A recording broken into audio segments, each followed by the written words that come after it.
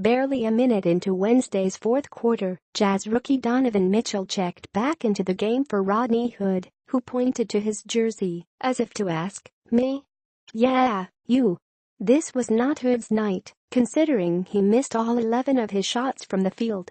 Not much else suggested this exercise would turn out favorably for the Jazz, as they struggled like crazy to score and defend former Weber State star Damian Lillard of Portland.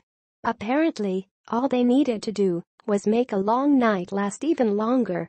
A team that scored only 64 points through 3 quarters somehow produced 18 points in the 5-minute overtime of a 112-103 victory at Vivint Smart Home Arena.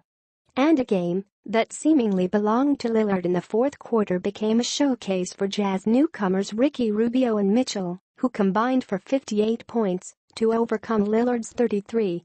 The Jazz, 5-3, never should have won this thing, except the home team showed some toughness that was missing at times in this building last season, even as the Jazz compiled a 51-31 record.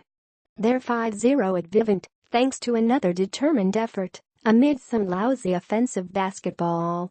"We hung in there," said Jazz coach Quinn Snyder, "and didn't get discouraged.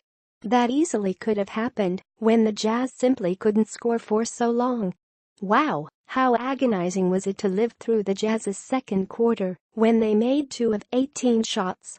In July, I warned you there would be nights like this after the team lost Gordon Hayward and George Hill, saying the arena renovation was designed to enhance the experience of watching a team that will score 85 points some nights.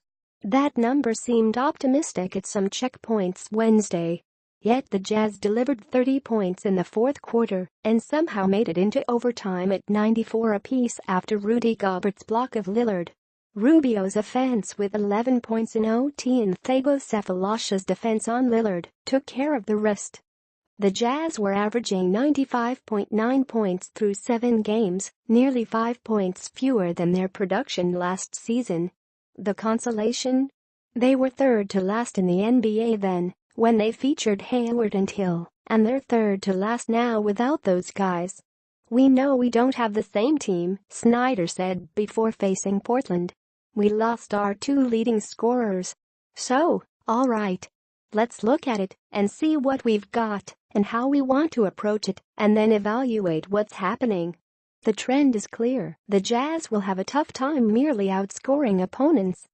Adaptations and adjustments, that's my job," Snyder said. "Regardless of sample size, you try to address things and work on them. We have to create shots collectively.